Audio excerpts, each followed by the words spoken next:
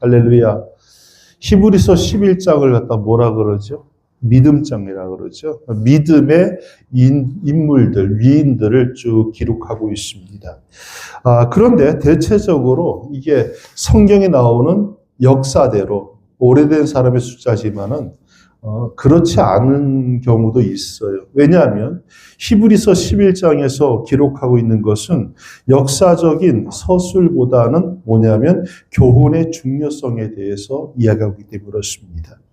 자, 에녹은 그러면 우리에게 뭘 가르쳐 주느냐? 에녹은 우리에게 하나님과의 바른 교제가 무엇인가에 대해서 가르쳐 주고 있습니다. 성경을 보면 죽음을 보지 아니하고 하늘로 올라간 사람이 두 명 있죠. 누구예요? 에녹과 엘리야. 예. 둘 다 죽음을 보지 않고 하늘나라로 올라간 사람입니다. 자, 그러면 하나님과 바른 관계를 하기에, 바른 교제를 하기 위해서 어떻게 되느냐? 먼저 바른 관계를 맺어야 됩니다. 바른 관계를 어디서 배웁니까? 예배를 통해서 배웁니다. 바른 관계를 통해서 우리는 하나님과 동행하는 삶을 살 수 있게 된다는 것이죠. 우리는 예배를 통해서 선포되는 메시지, 그리고 교회에서의 성도의 교제를 통해서 가장 중요한 하나님과의 관계가 어떻게 되는가를 갖다가 배우게 된다는 것입니다. 하나님과 지속적이고 신실한 교제가 없는 사람은 하나님을 증거할 수가 없게 됩니다. 우리가요, 어디 가서 누군가에게 이 사람 내가 아는 사람을 소개합니다라고 할 때는 모르는 사람을 소개하지 않잖아요. 잘 아는 사람을 소개하잖아요. 그렇죠? 우리가 하나님을 소개하는 것도 마찬가지예요. 하나님을 소개하는 것을 우리가 전도라고 그러지 않습니까? 전도하기 위해서는 먼저 하나님을 잘 알아야 돼요. 하나님을 알기 위해서는 어떻게 돼요? 하나님과 교제해야 되죠. 바른 관계를 통해서 하나님과 오랜 시간 동안 함께 할 때에 하나님을 알게 된다는 거예요. 여러분, 말씀만 가지고는 하나님을 알 수 없습니다. 자, 제가요, 예를 들어서 누군가를 만난다 칩시다. 이 사람 만나는데 이야기를 참 많이 들었어. 근다고 제가 그 사람을 아는 거예요? 아니면 모르는 거죠. 그렇죠? 그 사람을 내가 알기 위해서는 소개를 받고 만나서 교제하고 오랜 동안 사귐이 있어야 그 사람을 내가 알게 된다는 거예요. 그래도 뭐라 그래요? 응? 내가 나를 모르는데 넌들 나를 알겠느냐. 김국한 씨의 타타타. 이거는요 진리예요. 나도 나를 모르는데 네가 나를 알겠느냐. 우리는 많은 사람을 사귀고요. 많은 사람과 오랜 시간 교제를 해도 그 속마음은 잘 모르잖아요. 그래도 안다 그러잖아요. 근데 그만큼의 하나님에 대해서 아무도 없다는 거죠, 우리는. 그만큼 교제도 없다는 거지. 그러면서 하나님을 안대. 하나님을 그래서 전해지겠냐고. 내가 알아야 확실히 생기는 거고, 확실히 생겨야 말에 힘이 생기는 건데. 그래서 하나님과의 바른 관계, 교제가 정말 중요한 겁니다. 자, 그러면 에녹은 어디서부터 믿음이 시작됩니까? 믿음은요, 언제나 근거가 있어야 되는데, 우리 믿음의 근거는 하나님의 계시된 말씀, 성경입니다. 믿음은 들음에서 나고, 그죠? 아멘? 들음은 하나님의 말씀으로 말미암기 때문에 그래요. 믿음은 하나님의 말씀을 듣는 데부터 출발을 합니다. 유다서 14절 15절을 보니까 에녹이 받은 계시의 말씀에 대해서 이렇게 기록합니다. 아담의 7대 손 에녹이 사람들에 대해서도 예언하여 이르되, 다시 읽어드릴게요.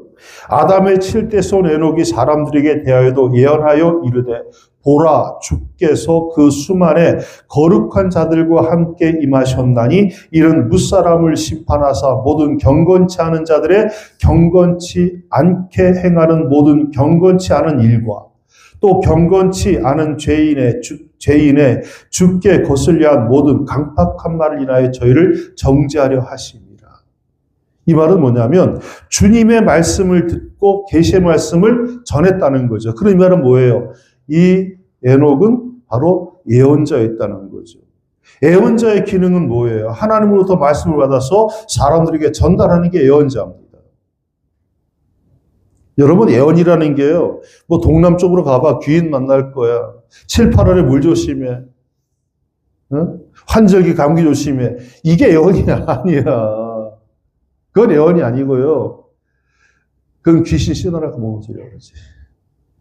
예언이라는 것은 뭐냐면 하나님의 말씀을 들어서 하나님의 말씀을 그대로 사람들에게 전달하는 거예요. 이 역할을 누가 해요? 오늘날 설교자가 하잖아요. 그러니까 받지 않은 말씀은 전하면 안 되는 거예요. 받은 말씀에 지 마음대로 양념 쳐서 해도 안 되는 거예요. 에녹은 하나님이 말씀하시는 가운데 주께서 임하시는 것을 보았다 그랬어요. 보라, 주께서 거룩한 자들과 함께 임하시나니. 주님은 그 시대에 임하셔서 무사람을 심판하셨다라고 기록되어 있어요. 뭘 심판하십니까? 거기 심판하는 것은 경건치 않은 일과 모든 강팍한 말이라고 얘기합니다. 많은 사람들이요, 마음속에 있는 것을 입으로 토합니다. 바꿔 말하면 언어는 그 사람의 인격이에요. 아무리 그럴싸하게 차려입고 아무리 멋지게 하고 다녀도 나오는 말이 저속하면 그 사람 인격이 저속한 거예요. 반면에 입성은 추리할지라도 나오는 말이 인격적이면 그 사람은 인격적인 사람인 거죠. 말이 그 사람의 품격을 정한다는 말입니다. 에녹은 그 시대 사람들의 부패성을 대해서 폐악한 일과 언어를 통해서 볼 수 있다라고 이야기를 합니다. 에녹은 그 말씀을 믿고 선포했습니다. 만약요, 설교자가요, 내가 믿지 못하는 말을 그냥 전하는 걸로 끝나면 그 설교는 아무런 힘이 없어요.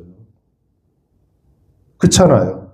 내가 믿고 확실히 믿음으로 옮기는 말하고 그럴 수도 있겠다라는 생각으로 옮기는 말하고는 같은 말이라도 말의 힘이 다릅니다. 아멘. 예수를 갖다가 경험하고 예수를 만나고 예수를 통해서 깨달은 말씀이 증거될 때는 그 말씀이 힘이 있단 말이에요. 근데 어디서 보고 가지고 와서 전하는 말은 힘이 있을 수가 없다는 겁니다. 에녹은 믿었으므로 심판에 대해서 선포를 합니다. 그를 통해서 또 에녹은 하나님과 동행하는 자리로 들어가기 시작한다는 거예요. 여러분, 이게요, 두 개가 맞물려 돌아가요. 톱니바퀴처럼요. 믿고 선포하고 선포했더니 믿음이 더 강해지고 더 강력한 말씀이 나오고 강력한 말씀에 더 강한 믿음이 생기고. 여러분, 이거 똑같은 게 뭐냐면 이거예요. 믿고 행했더니 믿음대로 됐고 더 큰 믿음을 행했더니 더 큰 행함이 나타나고 열매가 나타나고. 이것이 뭐예요? 믿음의 간증이 있는 삶이라는 거예요. 그것이 매일 기적의 삶을 살아가는 방법이라는 겁니다. 여러분, 하나님 말씀을 믿고 여러분을 한번 그 말씀에 투자해 보시기를 축복합니다.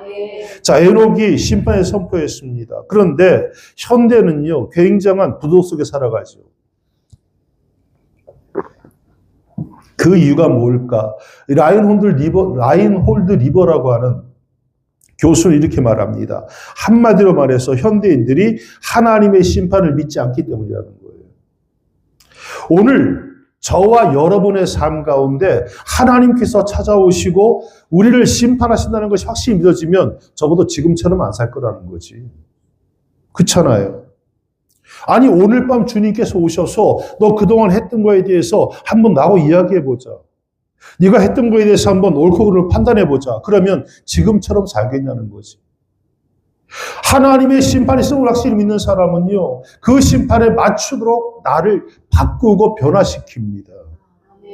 그래서 우리가 성도의 삶이라는 것은요, 바로 심판이 있다는 사실을 이해하고 거기에 맞춰서 맞춰 살아가는 것, 그게 바로 종말론적 삶이고 심판을 준비하는 자의 삶이 된다는 거예요.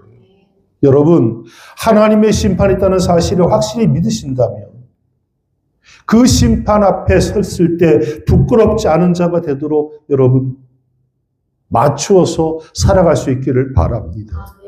자, 이제 이 에녹에게 하나님께서 아들을 주십니다. 근데 아들의 이름 뭐예요? 가장 오래 살았던 무드셀라라는 이름을 줘요. 무드셀라라는 이 뜻이 뭐예요? 얘가 죽으면 심판이 임한다, 이런 뜻이거든요. 응? 하나님께서 에녹에게 무드셀라를 주시는데 그 전에 이런 일이 있는 거죠. 나는 이 세상을 더 이상 두고 볼 수가 없다. 너무 악하다. 악이 만연하였다. 창궐하였다. 그래서 내가 이 세상을 심판해야 될 터인데 그 심판의 때를 네가 낳은 아들이 죽으면 그때 내가 세상을 심판할 거다. 그래서 그 이름을 갖다가 무두셀라라고 지어라. 이렇게 하나님께서 말씀하셨습니다. 그리고 에녹이 아들을 낳고 그 아들의 이름을 무두셀라라고 지어요. 근데요, 재밌는 게 창세기 5장 22절에 보니까 이렇게 말해요. 에녹은 65세에 무두셀라를 낳았고, 무두셀라를 낳은 후, 잘 들으세요. 무두셀라를 낳은 후 300년을 하나님과 동행하며 자녀를 낳았으며, 이렇게. 보세요. 무두셀라를 낳기 전까지는 에녹이 하나님과 동행했다는 단어가 말이 있어, 없어? 없어.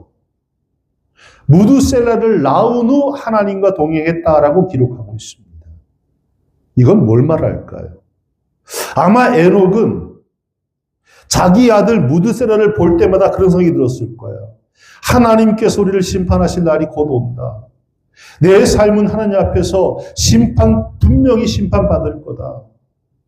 그러면서 무두셀라를 보면서 자기의 삶을 고치고 하나님과 올바른 교제를 맺는 새로운 삶을 시작했다는 거예요. 이게 뭐예요? 거듭난 자의 삶이죠. 그가 죽으면 심판이 온다고 했는데 과연 하나님이 그렇게 하셨을까? 성경을 보니까 창세기 5장 25절에 무두셀라는 187세 라멕을 낳았고 28절 라멕은 182세에 노아를 낳았고, 그래서 노아는 무두셀라의 손자입니다. 노아가 태어날 때 무두셀라 나이가 몇 살일까? 계산해 보니까 369세예요. 창세기 7장 11절 노아 600세 되던 해 2월 곧 그달 17일에 그날에 큰 기품의 샘이 터지며 하늘의 창이 열려서 40조야를 비가 땅에 쏟았다라고 기록해요. 노아 600세 되던 해, 그러니까 무두셀라 나이가 969세입니다. 요즘 아무리 나이가 많이 들어도 이 앞에 가면 다 아들이지 뭐. 장모님 90세는 여기 끼지도 못해. 969세. 그게 그의 마지막 해였다는 거예요. 무두셀라가 죽자마자 심판이 어떻게 합니까? 임했어요, 안 임했어요? 그 심판이 뭐예요? 노아의 홍수예요. 노아의 홍수. 여러분, 하나님 말씀은요, 그 말씀이 어떤 말씀이건 반드시 이루어질 줄로 믿으시기를 바랍니다. 하나님은 에녹에게 심판의 메시지를 주셨습니다. 에녹은 이 말씀을 믿었고 믿음으로 이 심판의 메시지를 전했습니다. 그리고 이 심판의 메시지를 받은 후에 주와 동행하는 생활을 했다는 거예요. 즉 에녹의 믿음의 근거는 뭐다? 하나님의 말씀을 믿었다는 거예요. 여러분, 당신은요 도덕적으로 부조리와 비정의가 아마 그냥 성행했던 그런 시대입니다. 그런데 이 시대에 사람들이 어떤 것도 바른 것을 이해하는 사람이 없었다는 거예요. 그런데 그 시대에 에녹이 하나님 말씀을 듣고 심판을 선포하고 있습니다. 종말론적인 심판을 선포하는 거예요. 하나님 말씀 뭡니까? 곧 오신다는 거예요. 그런데 주께서 이 세상을 심판하시기 전에 하나님을 사랑하는 자들을 어떻게 한다? 성경은 끌어올리겠다. 휴거라는 말을 쓰죠. 휴거가 요즘 잘못돼가지고. 휴거가 휴먼시아 거지라며. 하여튼 희한한 것들 많이 만들어내. 나는 휴거 그러길래 왔다. 믿음도 좋다 그랬더니만. 그게요. 임대주택 사는 애들이 갖다 지들끼리, 초등학생끼리 까는 소리래. 아이고, 나 참. 그거 들어보셨어요? 학교 안 빠지고 가는 거. 개근거지란 말 들어보셨어? 우리 때는 6년 개근이 최고 큰 상이었잖아요. 그죠? 근데 요즘은 개근거지래. 그게 무슨 말이냐면, 얼마나 집이 못 살면 학교 빠지고 외국 여행도 못 가냐고. 매일 나오는데. 그래서 개근거지라는데. 뭐 잘못된 거야. 비정상이 정상처럼 취급받는 시대가 지금 이 시대잖아요. 근데 이런 시대보다 더 악한 시대가 바로 에녹의 시대였다는 거예요. 그때 거기서 하나님의 심판을 그대로 전하는 것은 굉장히 힘든 일이었을 거라는 거죠. 근데 그걸 에녹은 했고 하나님의 말씀, 하나님과 동행하는 삶을 살았다는 말씀이에요. 자, 그러면 그 믿음의 내용이 뭐냐? 믿음의 영은 다른 게 없어요. 에녹이 믿음을 통해서 가져온 생활을 말합니다. 에녹은 말씀을 통해서 하나님과 새로운 관계를 만들었고 그 후에 그는 하나님을 기쁘시게 하라는 증거를 받는 삶을 삽니다. 그 삶의 내용은 뭐냐? 창세기 5장을 보니까 하나님과 동행하는 삶을 통해서 하나님 기뻐하는 거. 그러니까 신앙생활에서 가장 중요한 건 뭐냐면 이거예요. 하나님과의 만남과 하나님과의 동행을 말합니다. 하나님을 만났으면 그때부터는 하나님 손 꼭 붙잡고 동행하는 삶을 살아야 돼요. 만남을 통해서 인격과 인격의 관계가 맺어지잖아요. 저는 지금도 안 잊어버리는 게 제가 처음 고등학교 때 방언의 은사를 받고 처음 방언 받으면 막 난리 나잖아. 막 혼자 방방 뛰고 막. 근데 그때 박시정 목사님 같아서 뭘 했냐면 이렇게 얘기했어. 허이라, 나 이제 방언 그만하고 싶어요. 라고 생각해라. 그래서 방언이 그치면 성령 주시는 거고, 그게 그치지 않으면 악령이 주는 거다. 하나님은 인격적이시기 때문에 네가 싫다 하면 걷어가신다. 내 그때 그걸 하지 말았어야 돼. 방언 그만해주세요. 싫어요. 그랬더니 딱 그쳤어. 그다음부터 방언이 안 돼. 뭘 잘못 배웠어, 그때 내가. 그냥 계속 방언 기도하면서 그냥 그렇게 했어야 되는데. 하나님은요, 내가 싫다면 안 하세요. 그게 인격이잖아. 아니, 그런 사람들이 있어. 옆에서 계속, 하지 말아도 계속 찌르는 사람들이 있어. 자기 부인한테 사랑을 표현한답시고 계속. 그래서 한대 맞아. 그건 인격적인 아닌 거야. 하지 마, 안 할게. 이게 인격이잖아. 하나님은 인격적이신 분이기 때문에 우리가 하나님과 동행하기를 원하고 기뻐할 때에 우리와 함께 하신다는 말씀이에요. 네. 여러분 그렇잖아요. 결혼해서 지금까지 가정을 꾸리고 살아오시는 분들. 만남, 그 다음에 함께하는 뭐가 있었어요? 동행이 있었잖아요. 동행이 되지 않았더라면 같이 못 살잖아요. 아니, 너는 이 집, 나는 이 집, 딴 집 살자. 그러면 이거는 동행이 되질 않잖아. 그러면 결혼 생활이 될 수가 없잖아요. 사도 바울은 어떻습니까? 다메섹도상에서 주님을 빛으로 만나고 난 다음에 주님과 계속 만남을 통해서 사울에서 바울로 바뀌지 않습니다. 뭐 그런 거 있다 그래. 옛날에 그런 얘기 있었대. 한 처녀가 두 총각하고 선을 봤대. 그 다음에 근데 한 총각은 되게 잘생겼어. 되게 잘생겼는데 집이 너무 가난해. 한 총각은 집은 엄청 부자인데 너무 못생겼어. 그래서 처녀 엄마가 물었다잖아. 너 어느 집에 시집 갈래 했더니 간생 봤더니 엄마 이렇게 하면 안 될까? 살기는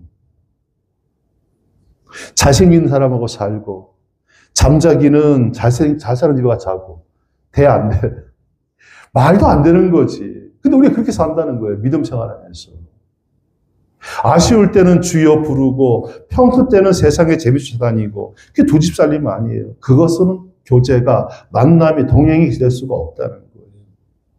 동행하기 위해서는 뭐냐면요. 세 가지가 필요한 것 같아요. 첫째는 뭐냐면 뜻이 맞아야 돼. 연예인들 결혼식 하는데 꽃값만 몇 천만 원씩 들여 하잖아. 화려하게 하잖아. 그리고 한 1, 2년 지나면 이혼해. 이혼할 때마다 하는 이혼 이유가 뭐예요? 똑같아. 어쩜 그래 다 똑같은지. 성격 차이. 성격 차이라는 게 결국 뭐냐 그러면요. 둘이 뜻이 조화가 안 된다는 거예요. 누군가 한 사람이 꺾고 들어가면 사라지는데 그건 제가 볼 때 건강한 건 아닌 것 같아요. 둘이가 서로 뜻이 조화를 이루는 것이 완벽한 거예요. 동행이라는 것은 뜻의 조화가 되었다는 것을 말해요. 하나님의 뜻과 내 뜻이 맞춰지는 거. 그럼 어떻게 맞춥니까? 주님께서 겟세마네에서 기도하십니다. 아버지여 할만하시거든 이 잔을 내게서 지나가게 하옵소서. 그러나 나의 원대로 마시고 아버지의 원대로 하옵소서. 이게 뜻을 조화를 이루는 거잖아요. 내 뜻은 이래요. 그런데 하나님 그것이 원하지 않고 하나님 뜻은 다르다면 그대로 하기를 제가 동의합니다. 이거거든. 근데 우리가 겁내는 부분이 있어요. 하나님 뜻대로 하다 보면 내 인생 폭삭 망할 것 같아요. 왜냐하면 하나님 내게 주시는 모든 도전을 주시는 말씀들마다 부담되는 것만 주시는 것 같아요. 왜 그렇게 힘든 것만 골라가면서 주시는지 모르겠어요. 짜증나게. 좀 쉬운 거 주시면 내가 웃으면 사겠는데. 아주 내 존재 뿌리까지 흔드는 것들을 갖다가 요구하신 때가 있다는 거예요. 그럼 뭐예요? 이대로 했다가 내가 망할 것 같은데. 그래서 타임 딱 외치잖아요. 생각 좀 해보고요. 생각하면 절대 못하지. 근데 주님께서 요구하실 때 제 뜻은 그게 아니지만 당신 뜻이 그러다면 그렇게 하겠습니다. 이게 하나님의 뜻에 나를 맞춰가는 거, 조화를 이루는 거예요. 여러분, 하나님의 뜻은 언제나 좋고 아름답고 선한 줄로 믿으시기를 바랍니다. 인생의 최고 행복이 뭔지 아십니까? 이 하나님의 뜻을 발견하고 그 뜻에 우리의 삶을 맞춰 드리는 것이 가장 행복한, 최고의 행복을 누릴 수 있는 삶의 비인 줄로 믿으시기를 바랍니다. 두 번째는요, 도덕적으로 일치가 돼야 돼요. 응? 아니, 한쪽은 바람쟁이요. 이게 부부관계가 안 되지. 부부생활 할 수가 없지. 주님은 뭐라 그러세요? 나는 거룩하니 너희도 거룩하라 그랬잖아요. 주님은 우리에게 거룩을 원하십니다. 자기의 속성을 말씀하실 때 거룩을 가장 강조하고 있다는 거예요. 죄가 있는 곳에서는 하나님과 우리 사이에 교제가 끊을 수밖에 없어요. 왜요? 빛과 어두움은 함께할 수가 없습니다. 하나님과의 교제를 원하고 그와 동행하기를 원하신다면 죄를 포기하세요. 죄에서 떠나세요. 하나님 앞으로 오세요. 그럴 때 우리는 하나님과의 동행의 진정한 의미를 알게 될 겁니다. 그 다음에 세 번째 중요한 것. 첫째는 뜻이 조화를 이루어야 되고, 두 번째는 도덕, 그러니까 악을 버리고 선을 추구해야 되고, 세 번째는 하나님과 우리 사이에 교통이 있어야 돼요. 교통은 뭐냐 그러면 주고받는 거죠. 듣기도 하고 말하기도 하고 상호 의사를 교환하는 겁니다. 그럴 때 동행은 의미를 갖게 됩니다. 그럼 우리가 하나님과 교통한다는 걸 뭘 말할까요? 기도하는 걸 말하는 거죠. 기도. 동행은 놀라운 결과를 가지고 옵니다. 여러분 살면서 그런 얘기 혹시 들어보셨어요? 부부가 닮았다는 이야기? 이거는 교통이 된다는 거예요. 교통이 안 되면요, 닮을 수가 없어요. 우리가 주님과 교통하게 되면 누굴 닮을까? 주님을 닮게 돼 있어요. 그래서 내 삶을 통해서 누가 나와야 돼요? 예수가 보여져야 되는 거지. 자, 주님이 오랫동안 300년 동안 에녹과 동행하다가 이렇게 말합니다. 에녹아, 나와 함께 올라가자. 그리고는 하늘나라 데리고 올라가십니다. 이 에녹이라는 한 성도가 하나님과 동행하는 삶을 살았을 때 어떤 결말을 가지고 오는가를 우리에게 보여주고 있다는 거예요. 저는요, 우리도 주님께 동행하다가 주님께서 우리에게 그렇게 원하면 좋겠어. 사랑하는 내 아들아, 사랑하는 내 딸아, 가자. 본문에서 히브리서 기자는 에녹이 옮기기 전에 하나님을 기쁘시게 하는 증거를 얻은 자라고 이야기합니다. 삶이 풍성할 때 마지막 순간 더욱 아름다울 수가 있는 거예요. 그래서 믿음으로 산 사람만이 믿음으로 죽을 수가 있는 거지. 여러분, 그런 사람들 있잖아요. 왜? 난 지금 내 마음대로 살다가 죽기 바로 전에 예수 믿습니다 하고 구원받을 거야. 이렇게 말하는 분이 있지. 여쭤볼게. 기도 안 하던 사람 기도시켜 놓으면 어떻게 되는지 아세요? 10초마다 눈 떠. 지금부터 우리 기도합시다. 그러고 난 다음에 기도하면요, 10초만 눈 뜨고 봐. 얼마나 지났나. 또 한참 기도하다가 이제 한 10분 지났지, 눈 뜨면 1분도 안 지났어. 기도 훈련이 안 되어 있으니까 기도가 안 되는 거잖아요. 믿음도 훈련이에요. 믿음 훈련 안 된 사람이 어느 날 갑자기 믿음으로 구원 못 받아요. 천국의 삶도 마찬가지예요. 천국의 삶을 이 땅에서 누렸던 사람이 천국에 들어가는 거예요. 아멘. 이 땅에서 주님과 교제하기를 쉬지 마시고, 주님과 교통하기를 쉬지 마시고, 이 땅에서도 천국의 기쁨을 누리는 삶을 사시라고요. 그래야 우리가 하늘나라에 갈 수가 있다는 거예요. 하나님은 모든 성도의 죽음이 뭐다? 영광이라고 말합니다. 왜 영광인지 아세요? 이 땅의 한계적인 삶에서 영원으로 옮기는 다리가 뭐냐면 그게 죽음이에요. 그래서 이것을 뭐다? 하나님은 영광스러운 것이다 라고 이야기를 하는 겁니다. 에녹처럼 죽음을 보지 않고 갈 수도 있고요. 아벨처럼 누구로부터 죽임 당할 수도 있습니다. 노아처럼 살다가 평범하게 죽을 수도 있습니다. 중요한 것은 뭐다? 어떻게 죽느냐가 중요한 게 아니라 내가 믿음으로 살다가 죽었느냐 안 죽었느냐 이게 중요하다는 사실이에요. 오늘 다시 말씀드립니다. 에녹의 믿음에는 증거가 있다고 그랬습니다. 그 증거가 뭐다? 하나님을 기쁘시게 하는 자. 여러분, 우리 과거에도 보면요. 그런 분들이 있었잖아. 남편을 기쁘게 하는 자에게는 열려문이 세워지고 부모를 기쁘게 하는 자에게는 효자라는 말이, 임금을 기쁘게 하는 자에게는 충신이라는 말이 주어졌잖아요. 오늘 하나님을 기쁘게 하는 자에게 무슨 말이 주어질까요? 하나님과 교제하고 하나님과 끝까지 함께함에 대해서 여러분 최선을 다하시기를 바랍니다. 그것이 영광스러운 성도가 누리시는 가장 큰 행복이라는 거예요. 저는 우리가요 살면서 그런 말 들으면 좋겠어. 하나님을 기쁘시게 한 자, 하나님 속 뒤집어 놓은 자, 하나님을 부끄럽게 한 자. 나 그랬잖아 옛날에. 우리 어머니가 깎는 걸 되게 좋아해. 백화점 가서 깎았어. 나는 그게 너무 부끄럽고 싫은 거야. 지금은 이해해. 백화점도 깎을 수 있어. 물건 파는데 뭘 못 깎겠어. 근데 중고등학교 때 백화점 가가지고 물건 깎는데 내 옆에서 이만큼 떨어지는 거지. 저 우리 엄마 아니다. 부끄러운 자. 여러분, 하나님이 우리가 사람들이 볼 때 손가락질 할 만한 일 하면 하나님 뭐라 할까요? 나 너 모른다. 나를 부끄럽게 하는 자. 적어도 그렇게는 살지 마시기 바랍니다. 어떻게 하나님을 기쁘시게 하는 자. 그거는 어떻게 된다? 하나님과 교제하고 교통하고 끊임없이 소통하고 그리고 주님과 내 뜻을 조화시켜 나갈 때 그럴 때 하나님을 기쁘시게 하는 자라는 칭호를 받을 수가 있을 겁니다. 여러분, 하나님이 여러분 보시고 웃었으면 좋겠어요. 저를 보고 웃었으면 좋겠어요. 그러다가 주님 만나면 얼마나 행복할까. 에녹은 그런 삶을 살았습니다.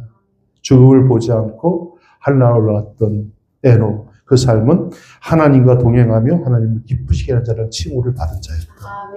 오늘 우리도 그런 삶 살아갈 수 있기를 간절히 소원합니다. 기도하겠습니다.